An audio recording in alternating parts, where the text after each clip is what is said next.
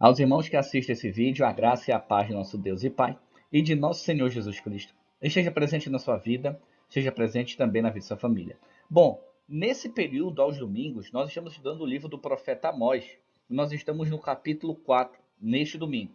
Mas antes de iniciarmos, se você tem alguma sugestão sobre algum tema, aqui na descrição terá um e-mail, tá bom? Que você pode entrar em contato e eu terei o maior prazer em atendê-lo.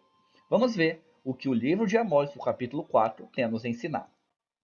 Amós, capítulo 4, versículos 1 e 2 dizem assim: Ouçam esta palavra, vocês, vacas de Bazã, que estão no monte de Samaria, vocês que oprimem os pobres e esmagam os necessitados, e dizem aos senhores deles: tragam bebidas e vamos beber.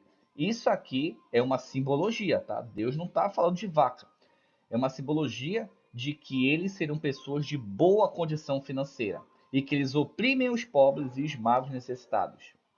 O Senhor soberano jurou pela sua santidade: certamente chegará o tempo em que vocês serão levados com ganchos e os últimos de vocês com anzóis, né? Então haverá um tempo em que essas pessoas que oprimem os pobres e esmagam os necessitados, elas sofrerão sim uma penalidade por suas más ações. É um castigo? Não.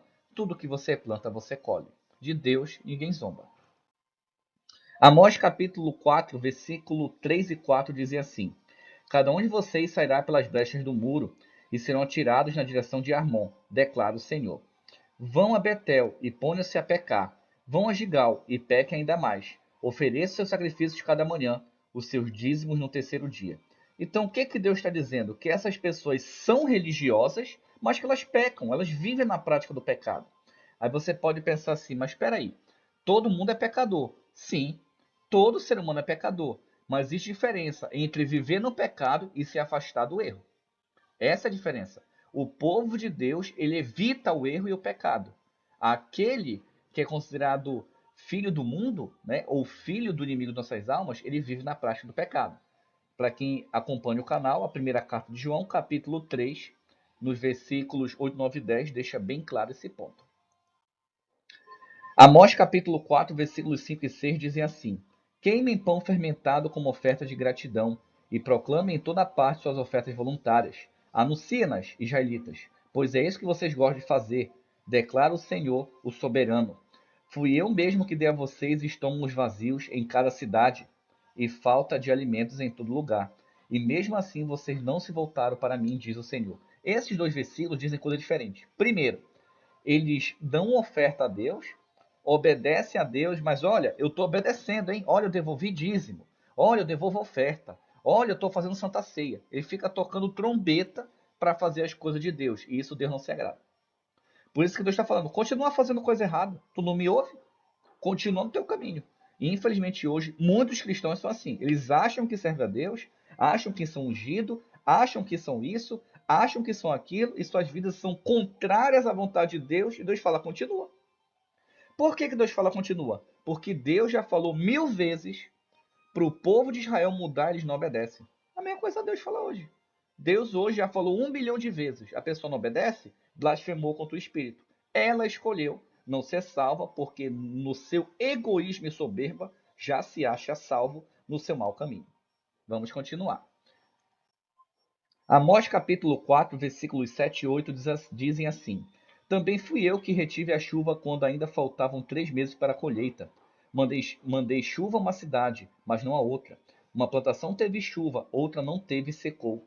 Gente de 2 ou 3 cidades ia cambaleando de uma cidade a outra em busca de água, sem matar a sede. E mesmo assim vocês não se voltaram contra mim, declara o Senhor. O que significa isso? Deus permite certos males na nossa vida para que o homem que está no caminho incorreto, no caminho errado, o homem que segue o que ele acha que é certo e não segue a Bíblia, Deus coloca a dificuldade para que essa pessoa se volte para Deus, se arrependa de seu caminho e viva no caminho correto. Então tem muita dificuldade que isso acontece. Mas muitas pessoas não entendem e às vezes culpam o demônio e não buscam a Deus. É impressionante, né? E muitas pessoas culpam o demônio e elas mesmas estão causando aquilo. É impressionante. Amós 4:9. Muitas vezes castiguei os seus jardins e suas vinhas. Castiguei-os com pragas e ferrugem. Gafanhotos devoraram suas figueiras e suas oliveiras, e mesmo assim vocês não se voltaram para mim, diz o Senhor. Gafanhoto devorador não é demônio. Quem prega isso para você está pregando tudo menos a Bíblia. Gafanhoto é gafanhoto mesmo que devora a plantação. Então, o que Deus está dizendo? Deus colocou várias situações de dificuldade para o povo voltar para ele. E o povo nunca voltou para Deus. Buscava o fulano, buscava o ciclano, buscava o beltrano, buscava o primo, buscava o tio, mas não buscava a Deus. Né? Interessante. Amós capítulo 4, versículo 10 diz assim: Enviei pragas contra vocês como fiz no Egito. Matei os seus jovens à espada, deixei que capturasse os seus cavalos, enchi os seus narizes com mau cheiro de os mortos em seus campamentos. E mesmo assim vocês não se voltaram contra mim, declara o Senhor. Isso aqui é na época das guerras de Israel, né? Naquele período. Então Deus permitia tudo isso e o povo assim mesmo não se arrependia. Povo de dura serviço. Infelizmente hoje acontece. Nós pregamos a palavra, ensinamos a palavra, abrimos a Bíblia. Não, mas eu não interpreto assim. Não, mas eu não entendo assim. Aí começa essa desculpa de não, de não, de não, de não, de não, de não, e não segue. É impressionante, né? Amós capítulo 4, versículos 11 e 12. Destruí algumas de suas cidades, como destruí Sodoma e Gomorra. Ficaram como um tição tirado no fogo, e mesmo assim vocês não se voltaram para mim, declara o Senhor. Por isso, ainda o castigarei, ó Israel. E, porque eu farei isto com você? Prepare-se para encontrar-se com o seu Deus, ó Israel. Então, tem muitos males que vêm na nossa vida, é para que nós estejamos mais próximos de Deus, ou voltemos a estar próximo de Deus. Aqui é um exemplo. Tá? E o nosso último versículo de hoje: aquele que forma os montes, cria o vento e revela os seus pensamentos ao homem, aquele que transforma a alvorada em trevas e pisa as montanhas da terra. Senhor, Deus dos exércitos é o seu nome. Amós 4,13. E aqui o profeta descreve a grandeza do nosso Deus. Que possamos ter compreendido um pouco mais sobre o capítulo 4 de Amós. Que Deus abençoe a todos os irmãos. Um ósculo santo a todos.